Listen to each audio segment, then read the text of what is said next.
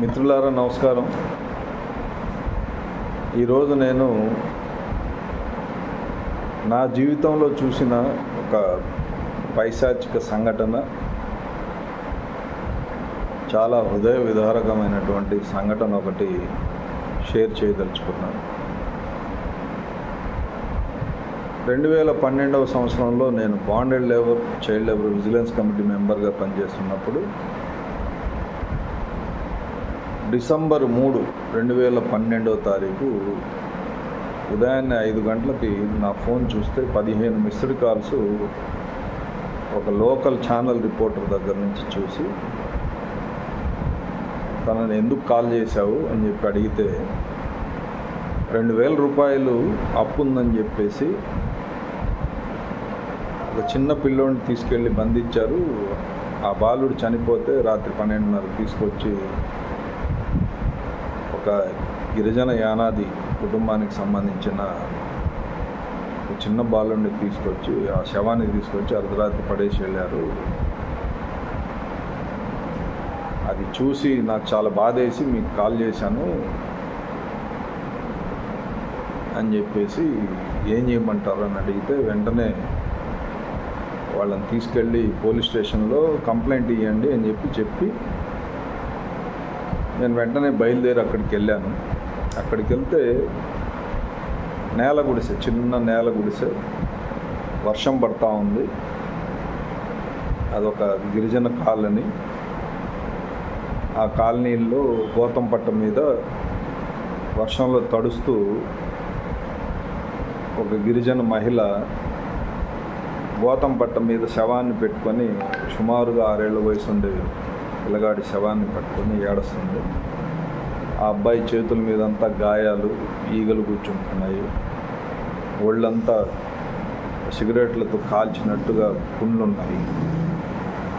నేను వెంటనే అప్పటి సబ్ కలెక్టర్ నివాస్ ఐఏఎస్ గారికి, గూడూరు డిఎస్పి సురేష్ గారికి, జిల్లా కలెక్టర్ శ్రీధర్ ఐఏఎస్ గారికి, వీళ్ళందరికీ కూడా సమాచారం ఇచ్చాను.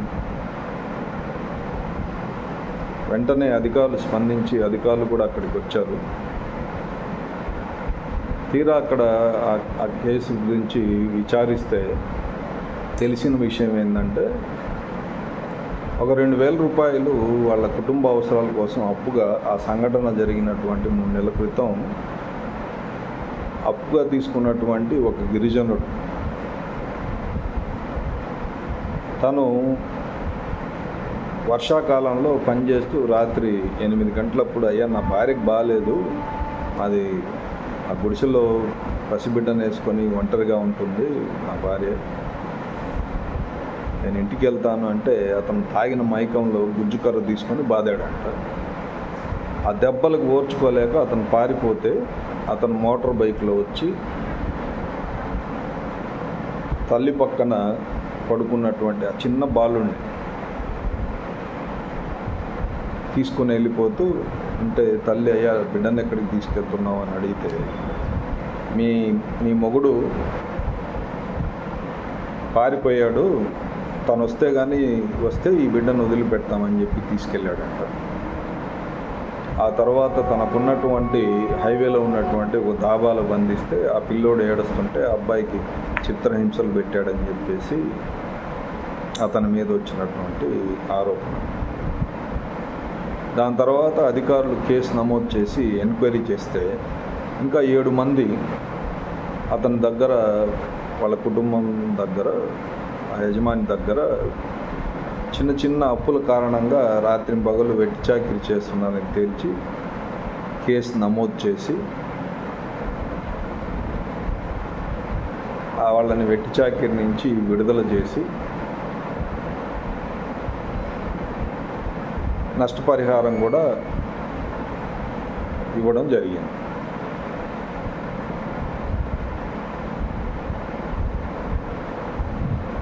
నేను ఈ కేసు ఎందుకు చెప్తున్నానంటే,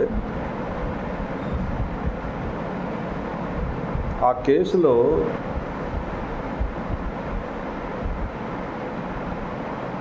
వాళ్ళు అప్పు తీసుకోవాల్సినటువంటి పరిస్థితి ఎందుకు ఏర్పడింది? ఇన్ని ప్రభుత్వ సంక్షేమ కార్యక్రమాలు ఉన్నప్పటికీ కూడా ఓవైపు ప్రభుత్వం అనేక సంక్షేమ కార్యక్రమాల ద్వారా ముఖ్యంగా యానాదుల గురించి ఒక ప్రత్యేక ఐటీడీఏ ఏర్పాటు చేసి ఎన్నో సంక్షేమ కార్యక్రమాలు తీసుకొచ్చినప్పటికీ కూడా వీళ్ళు వాటికి దూరంగా ఉండడానికి ప్రధానమైనటువంటి కారణం ఈ వెట్టి చాకిరి వ్యవస్థ అనేది నడుస్తుండడం ఒక ప్రధాన కారణం. చిన్న చిన్న అవసరాలకి అప్పులు చేయడం ద్వారా వాళ్ళు ఇంకా ఆ కుటుంబాల దగ్గరే, ఆ యజమానుల దగ్గరే పనిచేయాల్సినటువంటి పరిస్థితి ఏర్పడతాం. నా అనుభవంలో నేను చాలా కేసులు చేశాను. ఆ కేసుల్లో అంతా ఎక్కువ శాతం మంది వెట్టి చాకిరి ఎవరు చేస్తున్నారంటే గిరిజన యానాదులే చేస్తున్నారు. మరి ఒక 3 నెలల పాటు ఒక పసిబిడ్డని అప్పు తీర్చలేదని తీసుకెళ్ళి బంధిస్తే అంగన్వాడీ సెంటర్లో హాజరు. మరి కూతవేటు దూరంలో పోలీస్ స్టేషన్ ఉంది, తహసీల్దార్ ఆఫీస్ ఉంది, హైవేకి దగ్గర ఉన్నటువంటి కాలనీ. ఒక గ్రామంలో సుమారుగా 14 మంది ప్రభుత్వ ఉద్యోగులు పనిచేస్తుంటారు. మరి వాళ్ళందరికీ కూడా ఈ ఇష్యూ 3 నెలల పాటు తెలియలేదంటే మనం ఎలాంటి సమాజంలో ఉన్నాం? దాని తర్వాత మరి విలేజ్ మ్యాపింగ్ చేస్తున్నారు, ఫ్యామిలీ మ్యాపింగ్ చేస్తున్నారు, గిరిజనుల గురించి ఇవన్నీ చేస్తున్నారు. కానీ వీరు ఎందుకు ఎక్స్క్లూడ్ అవుతున్నారు?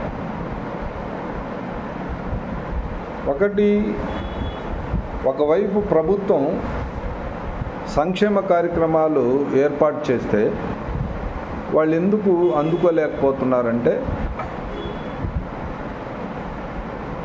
ఎక్కువ శాతం మంది యానాదులు ఏంటంటే ఈ అడ్వాన్సులు తీసుకొని కొంతమంది దగ్గర మాత్రమే అక్కడ వాళ్ళ అవసరాలకంతా వాళ్ళ మీద ఆధారపడి బతకడం అనేది అలవాటు చేసుకొని ఉన్నారు. ఒక కుటుంబం మొత్తం కూడా పిల్లలు పెద్దలు అందరూ కూడా వాళ్ళ దగ్గరే పనిచేస్తుంటారు. నేను ఇలాంటి కేసులు చాలా కేసులు చూశాను. మరి ఎన్నో కఠినమైనటువంటి చట్టాలు, ఎన్నో సంక్షేమ కార్యక్రమాలు ఇవన్నీ ఉన్నప్పటికీ కూడా ఈ పరిస్థితి ఇలాగే కొనసాగుతూనే ఉంది.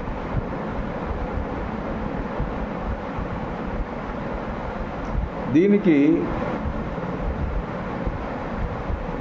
ప్రధానంగా ప్రభుత్వం దృష్టి సారించాల్సినటువంటి విషయం ఏంటంటే వీళ్లకు ఈ వెట్టి చాకిరి వ్యవస్థ నుంచి బయటకు తీసుకొచ్చి మెరుగైనటువంటి జీవనోపాధులు కల్పించాలి.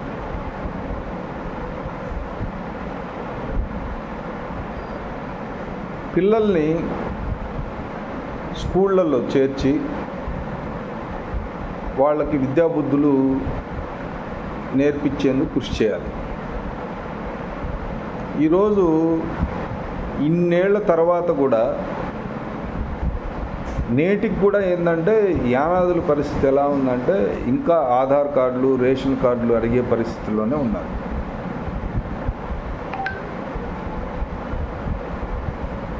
వీళ్ళ యొక్క ఆర్థిక సామాజిక పరిస్థితి మెరుగుపడాలంటే వాళ్ళకి ప్రధానంగా దృష్టి కేంద్రీకరించాల్సింది ఏంటంటే వాళ్ళ ఎర్నింగ్ కెపాసిటీ, వాళ్ళకి జీవనోపాధి కల్పించాలి. డిపెండెన్సీ నుంచి వాళ్ళని బయటకు తీసుకురావాలి.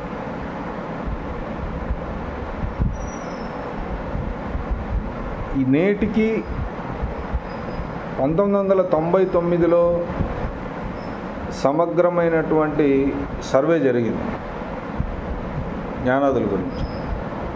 దాని తర్వాత ఎవరి దగ్గర సరైనటువంటి డేటా లేదు. ఎవరన్నా ఉంటే గుండెల మీద చేయబెట్టుకొని చెప్పమన్నాడు.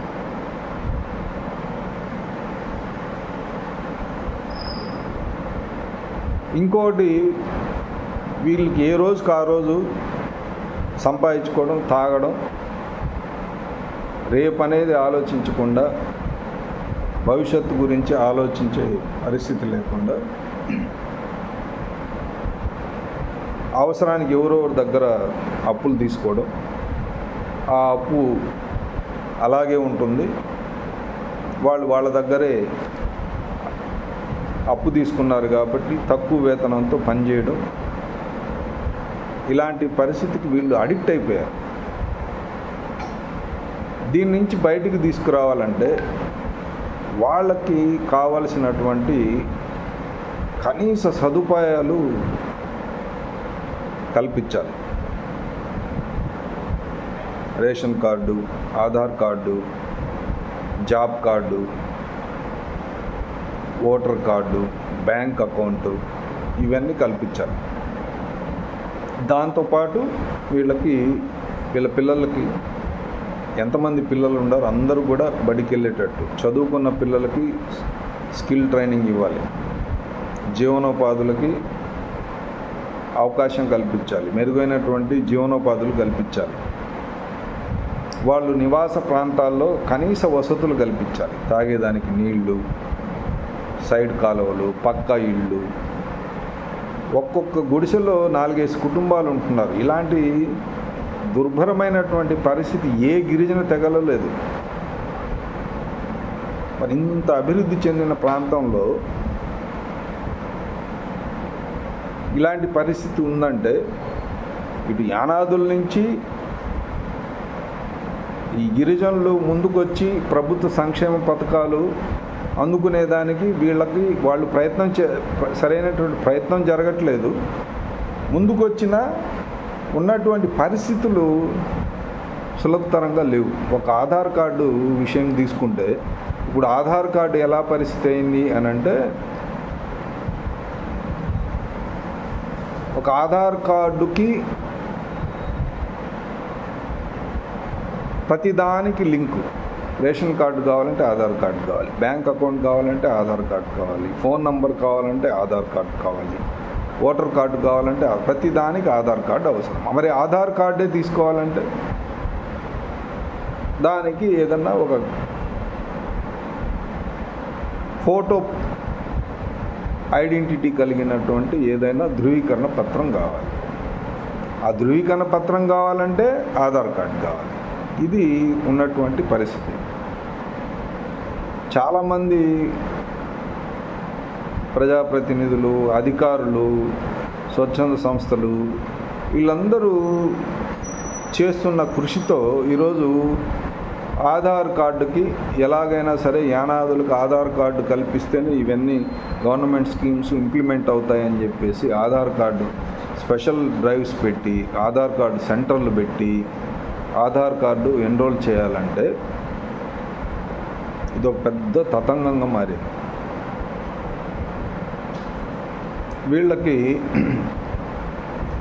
పిల్లలకైతే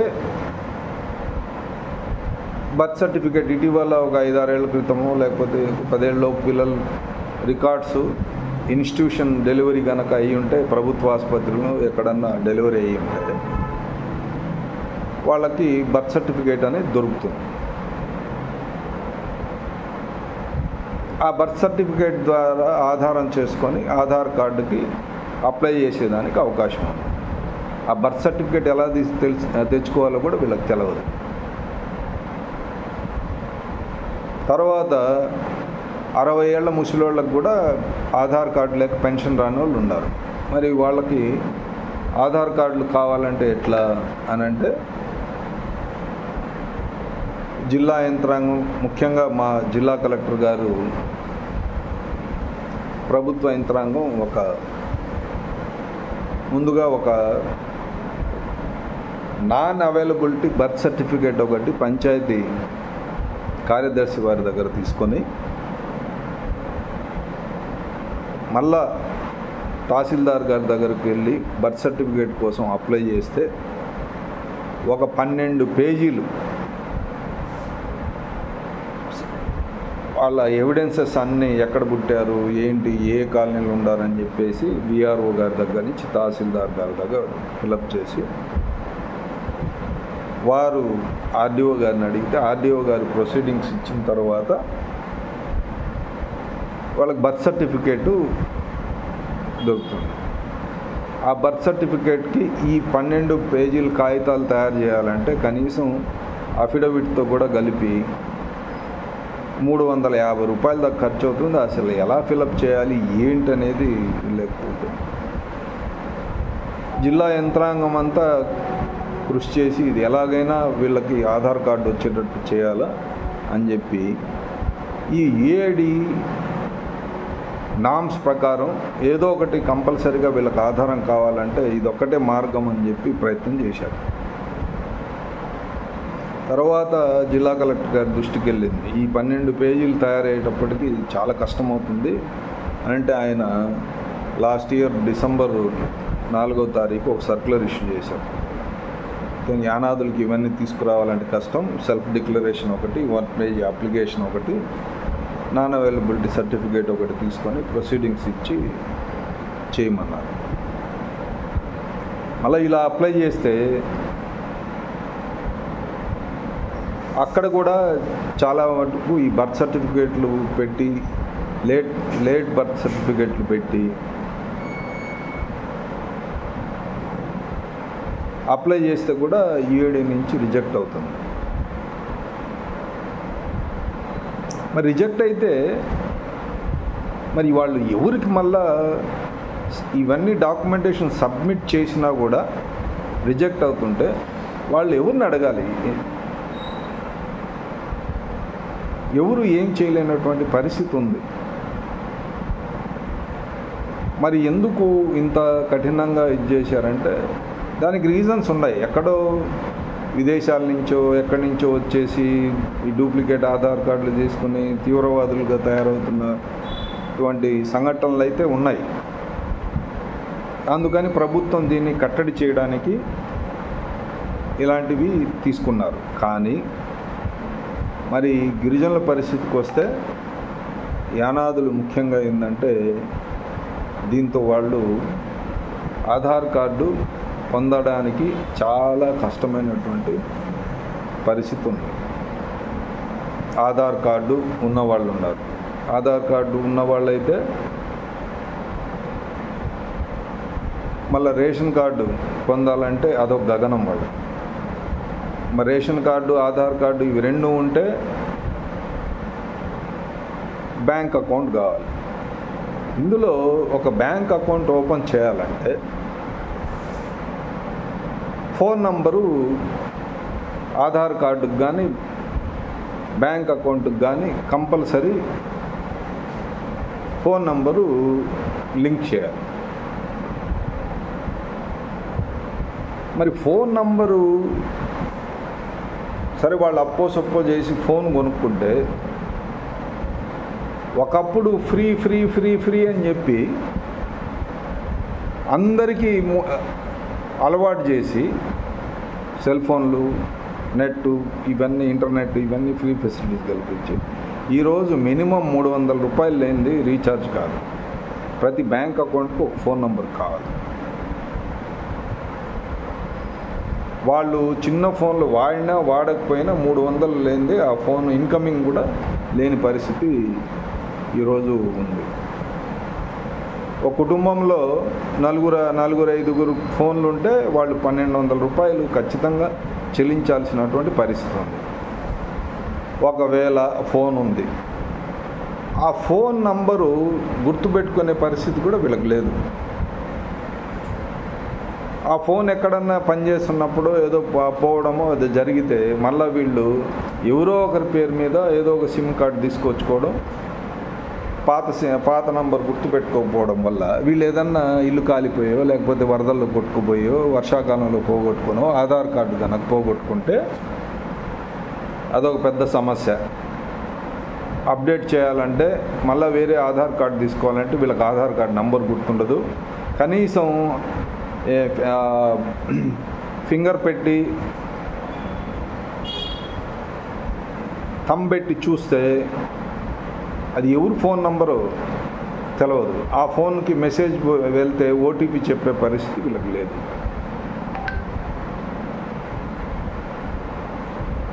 ఇంకా ఆధార్ కార్డే లేకపోతే ఇంక ఏ సంక్షేమ కార్యక్రమం వీళ్ళకి రాదు.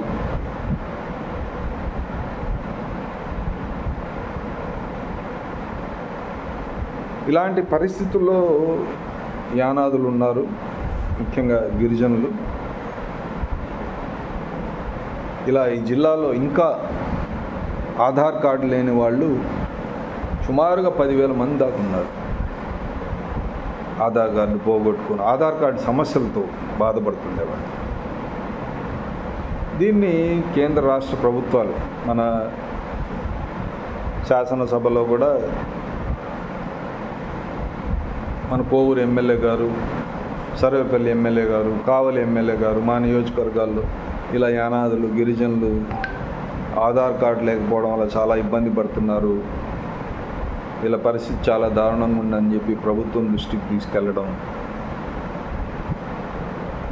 ఇలాంటి ప్రయత్నాలు అయితే జరుగుతుంది. ఈ యుఐడి ఏదైతే ఉందో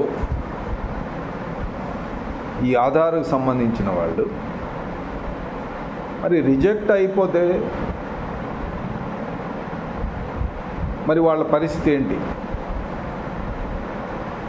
దాన్ని ఎవరికి కంప్లైంట్ చేయాలి? ఇంకొక సమస్య, లేటుగా బర్త్ సర్టిఫికేట్కి అప్లికేషన్ పెడితే జనన మరణాలకు సంబంధించినటువంటి చట్ట ప్రకారం వీళ్ళు సంవత్సరానికి ఒక 5 ఏళ్ళు దాటిన తర్వాత సంవత్సరానికి ఇంత అని చెప్పేసి ఫీజు కట్టాలి.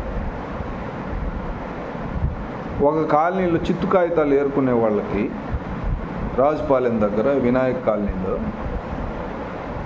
ఒక 21 మందికి ఆధార్ కార్డులు లేవు అని చెప్పేసి లేట్ బర్త్ సర్టిఫికేట్ కోసం అప్లై చేయాలంటే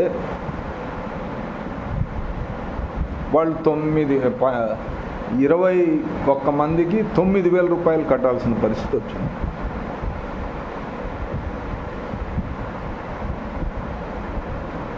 ఇది ఎవరు రిజాల్వ్ చేస్తారు ఇట్లాంటి ఇష్యూస్?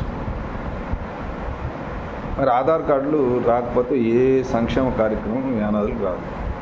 పిల్లల్ని స్కూల్లో చేర్చాలన్నా ఆధార్ కార్డు కావాలి.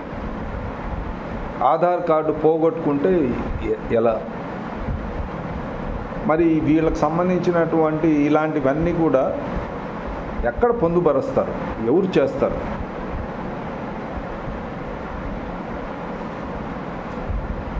మరి స్కూల్కి ఎందుకు పోలేదు అని అంటే ఆధార్ కార్డు లేకపోతే స్కూల్లో చేర్చుకోరండి సార్. ఎదురు ప్రశ్నలు వస్తున్నాయి, పిల్లలు ఎందుకు బడికి పోవట్లేదు అంటే.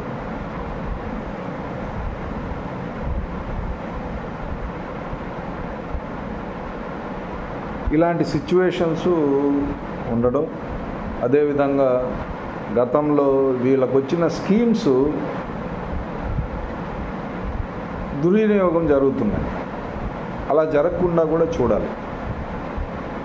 కొంతమంది సెల్ఫ్ హెల్ప్ గ్రూప్స్లో, పొదుపు సంఘాల్లో చేరడం ద్వారా కొంతమంది జీవితాల్లో ఇప్పుడు వాళ్ళు ఒక 10,000 కావాలంటే 5 రూపాయల నుంచి 10 రూపాయలు వడ్డీకి తెచ్చుకుంటుంటారు.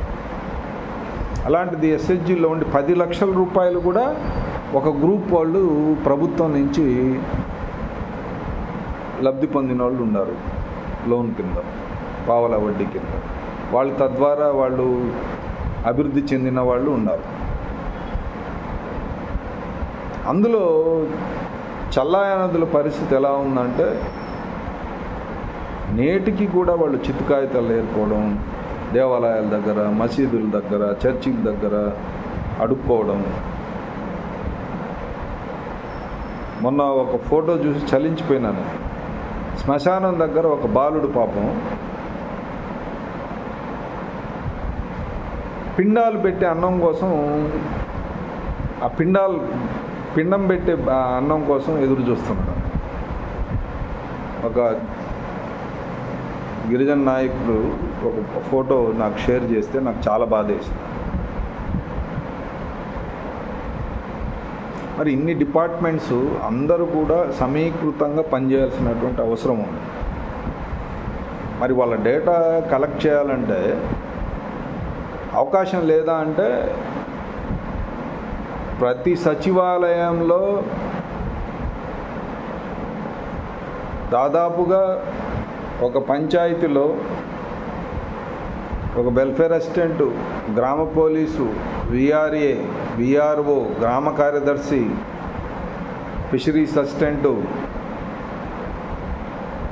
తర్వాత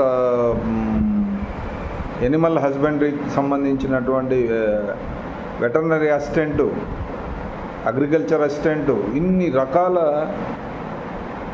ప్రభుత్వ యంత్రాంగం, అంగన్వాడీ టీచర్లు, అంగన్వాడీ ఆయాలు, స్కూల్ టీచర్లు, ఇంతమంది పనిచేస్తున్నప్పుడు ఒక గ్రామంలో ఒక 50 నుంచి 100కు లోపే కుటుంబాలు ఉంటాయి. ఆ కుటుంబాలకు సంబంధించినటువంటి సమగ్రమైనటువంటి సర్వే ప్రభుత్వం ఈ గ్రామ సచివాలయం ద్వారా సేకరించాలి పూర్తిగా. అందులో ఆ డేటాలో కనీసం ఒక 90% అన్న సరిగ్గా తీయాలి. ఎందుకు ఈ మాట చెప్తున్నానంటే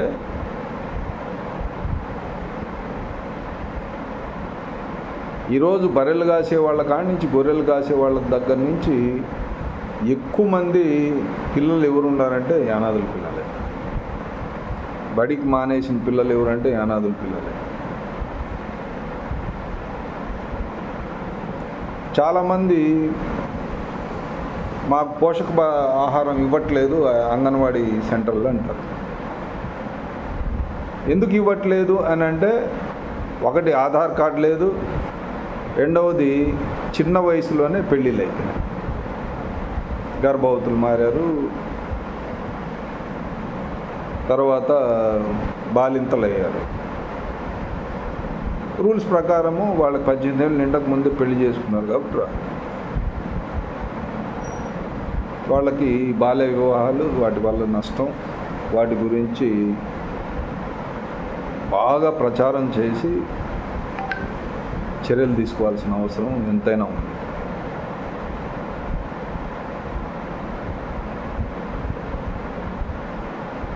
తర్వాత ఒక సంవత్సరం మొత్తం మీద వీళ్ళు ఎలాంటి పనులు చేస్తున్నారు. ఇక్కడ ఒకటి కోస్టల్ ఏరియాలో ఒక రకమైనటువంటి జీవనోపాధులు, చేపలు కొంత పడతారు, అగ్రికల్చర్ వర్క్ చేస్తారు. అడవి ప్రాంతాల్లో ఉండే యానాదులు అటవీ ఫలసాయం మీద కొంత వర్క్ చేస్తారు, అగ్రికల్చర్ సాయంలో చేస్తారు. మిగతా ఖాళీ సమయాల్లో ఖాళీగా ఉన్నప్పుడు వీళ్ళకి ఎన్ఆర్ఈజిఎస్ జాబ్ కార్డు ఇచ్చి, మరి ఎన్ఆర్ఈజిఎస్ జాబ్ కార్డు ఇచ్చినా వాళ్ళు ఎందుకు పనికి రావట్లేదంటే వాళ్ళకి ఏ రోజుకి ఆ రోజు కూలీలు కావాలి. అంతకుముందు ఎంతో కృషి చేస్తే అడ్వాన్స్ పేమెంట్ జియో 2013లో వచ్చింది. అది ఇంప్లిమెంటేషన్ చేయలేదు.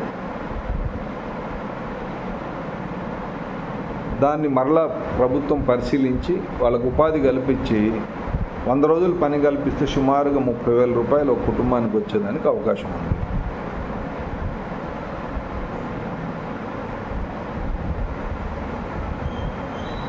కాలనీల్లో ఒక్కొక్క ట్యాప్ ఉంటుంది. వీళ్ళు ఆ ఒక్క ట్యాప్లోనే అందరూ పట్టుకోవాల్సినటువంటి పరిస్థితి ఉంటుంది. కనీసం ఆ ఉన్న దాంట్లో వాళ్ళకి ఆ నీళ్లు ప్రిజర్వ్ చేసుకునేదానికంటే కట్టి పెట్టుకునేదానికి వసతులు కూడా లేవు. మరి తాగేదానికే నీళ్ళు లేకపోతే వీళ్ళకి స్నానాలకి, టాయిలెట్స్కి ఎక్కడి నుంచి వస్తుంది?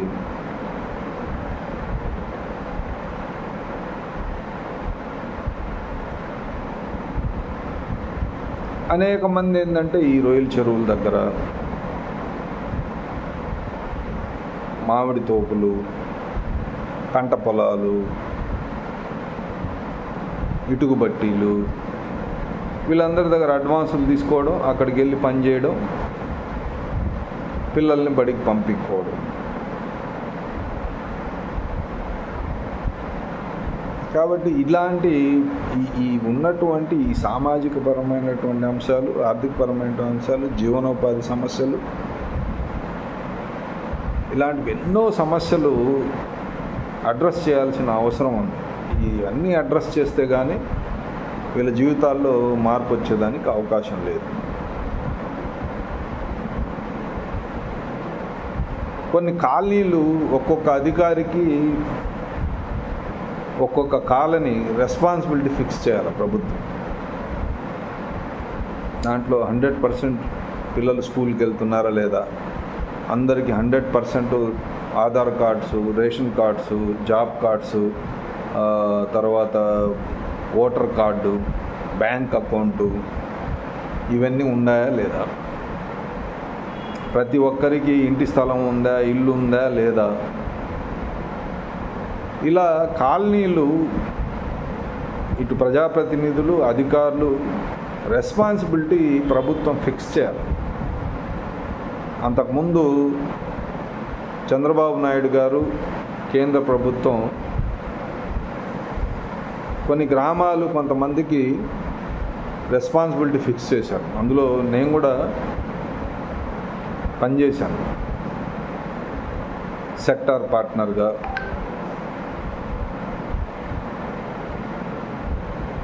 ఒక హైదరాబాద్లో ఉండే ఐఏఎస్ అధికారికి గూడూరు మండలం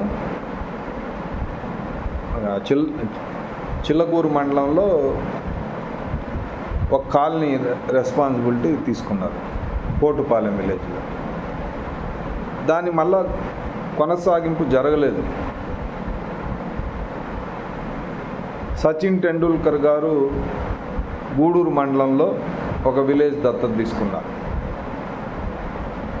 ఇలా ప్రతి ఒక్కరూ, ఈ ప్రాంతంలో ఉన్నటువంటి చాలా కంపెనీలు ఉన్నాయి, ఆ కంపెనీలకు రాయితీలు ఇస్తున్నారు, పొలాలు ఇస్తున్నారు, నీటి వసతి కల్పిస్తున్నారు, విద్యుత్ ఇస్తున్నారు అనే వాళ్ళు కూడా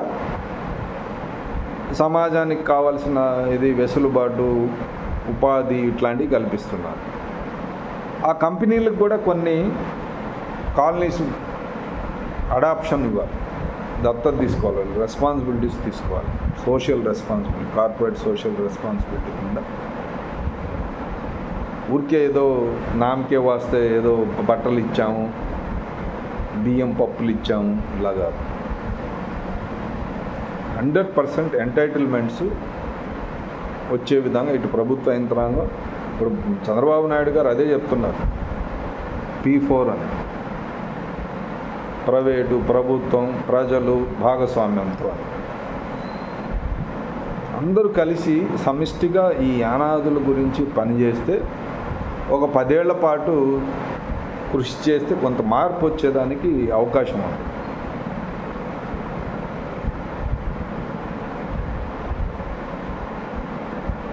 లేకపోతే ఇలాంటి సంఘటనలు నిత్యం చూస్తూనే ఉండాల్సినటువంటి పరిస్థితి ఉంటుంది. ఇట్లాంటి ఎన్నో కేసులు చూశాను. చూసిన అనుభవంతో చెప్తున్నా, యానాదులు బాగుపడాలంటే ప్రతి కాలనీకి ఎవరో ఒకరు బాధ్యత తీసుకోవాలి. బాధ్యత తీసుకొని ప్రయత్నం చేయాలి.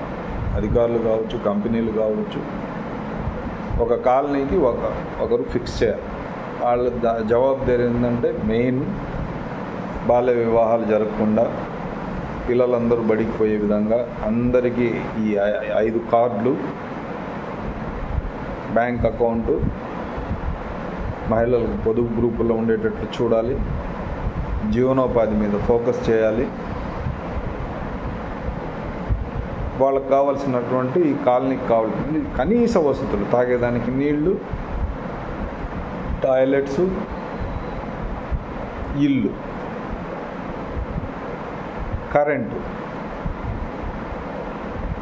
Current free. యానాదులకు 200 యూనిట్ల వరకు, గిరిజనులకు ఫ్రీ. అసలు ఆ 200 యూనిట్లు వాడుకునేదానికి వాళ్ళకి వసతులు ఉంటాయి కదా.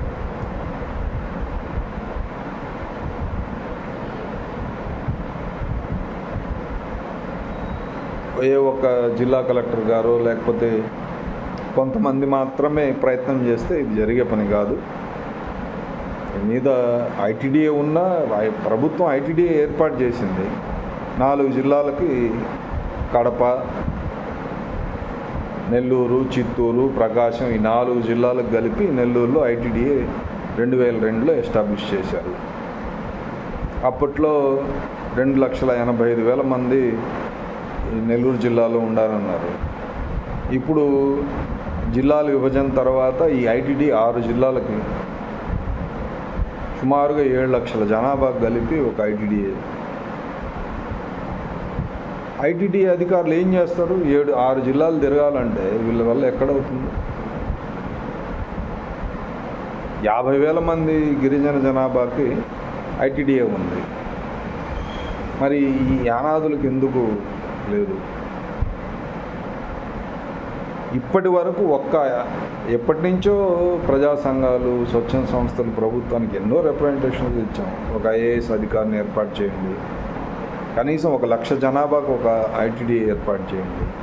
వీళ్ళ కోసం ఎన్నో సామాజిక వర్గాలకి కార్పొరేషన్లు ఏర్పాటు చేశారు. ఇంత దారుణంగా వెనకబడినటువంటి కమ్యూనిటీని వాళ్ళకి ప్రత్యేక కార్పొరేషన్ ఏర్పాటు చేయడానికి ఎందుకు చొరవ చూపించరు? వీళ్ళని పీవీటీజీలుగా గుర్తిస్తే సేమ్ ఒరిజిన్ చెంచులు వాళ్ళకి పీవీటీజీలు గుర్తించారు. మరి యానాదుల్లో మరి అత్యంత వెనకబడినటువంటి గిరిజన తెగ, పర్టికులర్లీ వల్నరబుల్ ట్రైబల్ గ్రూప్ కింద వీళ్ళని గుర్తించాలని చెప్పి అనేక సార్లు రిప్రజెంటేషన్స్ ఇచ్చారు. ఇప్పుడు కేంద్ర ప్రభుత్వం నుంచి కూడా నిధులు వచ్చేదానికి అవకాశం ఉంది. కాబట్టి ప్రభుత్వం ఫోకస్గా ఆలోచించాలి. ప్రజాప్రతినిధులు వీళ్ళందరూ కూడా ఒక దగ్గర దీని గురించి ఎక్కడికక్కడ సమావేశాలు ఏర్పాటు చేసి అసలు మొత్తం ఎన్ని కాలనీలు ఉన్నాయి, వాళ్ళకి ఉన్నటువంటి రిసోర్సెస్ ఏంటి. మా అనుభవం ఇప్పుడు గూడూరు డివిజన్లో మంచి అధికారులు, ప్రజాప్రతినిధులు అందరి సహకారంతో ట్రైబల్ ఫిషరీస్ కోఆపరేటివ్స్ ఏర్పాటు చేశాము. చెరువుల్లో చేపలు పట్టుకునే అవకాశం కల్పించాము. సంవత్సరానికి 1,00,000, 2 లక్షల రూపాయలు ఒక కుటుంబానికి చేపలు పట్టుకోవడం ద్వారా వస్తుంది. మిగతా టైంలో కూలికి వెళ్తున్నారు. వాళ్ళ జీవితాల్లో మార్పు వచ్చా లేదా మీరు వెళ్ళి చూడండి. వాళ్ళ పిల్లలు డిగ్రీలు తర్వాత పీజీలు చేసే పరిస్థితికి వచ్చారు.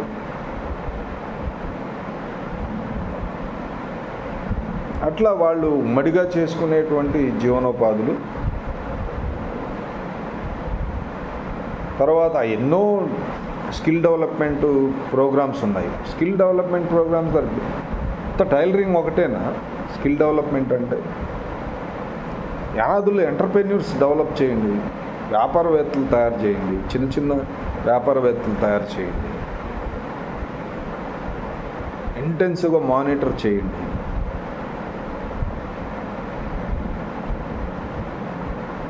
కొన్ని ప్రజాప్రతినిధులు ఎవరన్నా ఉంటే పాపం సర్పంచ్లు, ఎంపీటీసీలు, జెడ్పీటీసీలు ఇది టోకనిజం, పేరుకు వాళ్ళు ఉంటారు, వేరే వాళ్ళు పెత్తనం ఉంటుంది. చదువుకొని బాగా జ్ఞానం ఉండే వాళ్ళకి అట్లాంటి ప్రజాప్రతినిధులుగా ప్రమోట్ చేయరు. ఒకవేళ చేసినా వాళ్ళు స్వతంత్రంగా వాళ్ళ కెపాసిటీ బిల్డింగ్స్ ఇచ్చే పరిస్థితి లేదు. ఎక్కడైనా కానీ సర్పంచులకు ఉండేవాళ్ళు కనీసం వాళ్ళకి అసలు పంచాయతీరాజ్ చట్టం అంటే ఏంది, సర్పంచ్ యొక్క విధులేంటి, సర్పంచ్ పవర్స్ ఏంటి, అవగాహనే లేదు. ఇవన్నీ జరగాలి, మార్పు రావాలి. మన నెల్లూరు జిల్లాలో సుమారు 10% మంది జనాభా అంటే 100కు 10 మంది యానాదులు ఉన్నారు. వాళ్ళలో 9 మంది నిరుపేదలు ఉన్నారు.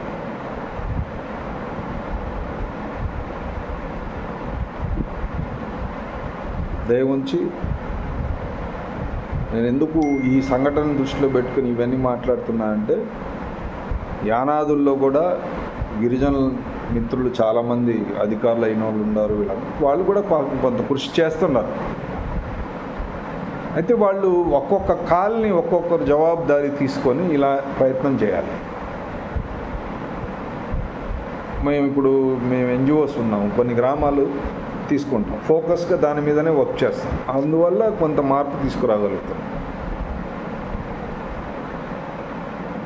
అందరూ కూడా అన్నీ తీసుకోకుండా కొన్ని, ఒక కాలనీయా లేదా 10 కుటుంబాల ఇవి తీసుకోండి. యానాదులు ఇప్పుడు ప్రభుత్వ పాఠశాలలు ఉన్నాయి. మీకు ఒక విషయం చెప్పనా, 20 మంది పిల్లలు ఉండే దగ్గర నెలకి 1,20,000 జీతం తీసుకునే 2 టీచర్లు ఉండే స్కూల్స్ కూడా ఉన్నాయి. అంటే సంవత్సరానికి ఎంత పడింది? సుమారుగా 24 లక్షలు. అంటే ఒక బిడ్డకి నెలకు ₹1,00,000 ఖర్చు అవుతుంది.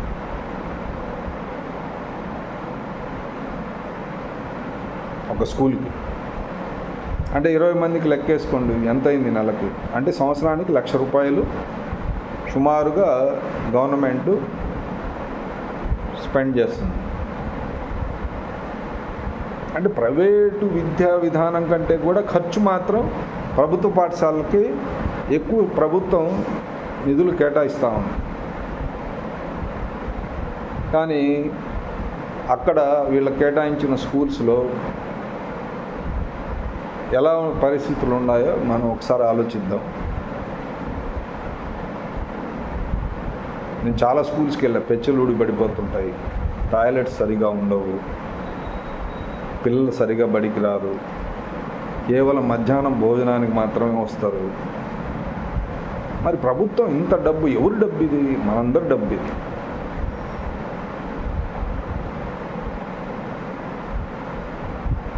మరి మనందరి డబ్బు అంటే యానాదుల డబ్బు కూడా ఉంది ఇందులో. క్వార్టర్ ₹50 ఉన్నప్పుడు ఒక చిన్న సర్వే చేస్తే, ఉమ్మడి నెల్లూరు జిల్లా ఉన్నప్పుడు సంవత్సరానికి యానాదులు సుమారుగా ₹200 కోట్ల సారాయి ఖర్చు పెడుతూ వచ్చారు. ఇప్పుడు ఈ దామాషాన నెల్లూరు ఇప్పుడున్న రేట్ల ప్రకారం లెక్కేసుకుంటే, ఇప్పుడున్న జనాభా ప్రకారం ఇప్పుడు ఇంకా తాగుడు పెరిగింది, సుమారుగా ₹700 కోట్ల సారాయి తాగుతున్నారు. అంటే వీళ్ళ సంపాదన అంతా ఎక్కువ శాతం ఇలా వెళ్తుంది. అందులో ప్రభుత్వానికి సుమారుగా 18% ట్యాక్స్ రూపంలో వెళ్తుంది. జనాలు ఎడ్యుకేట్ కావాలి. ఒక బోర్ దగ్గర ఒక బోల్ట్ పోతే బోరు కాస్ట్ సుమారుగా 1,50,000 ఖర్చు పెట్టి బోరు వేస్తే బోల్ట్ కోసం పనికి రాకుండా చేస్తారు, జవాబుదారి లేదు.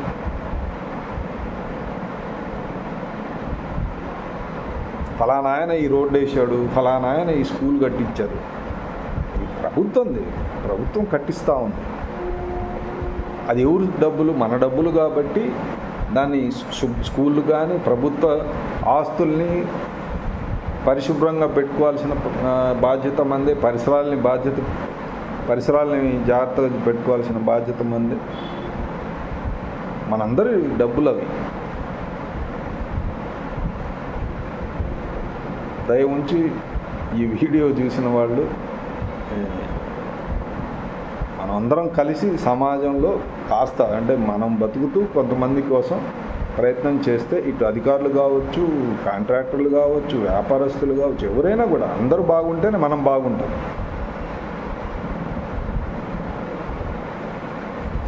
Thank you.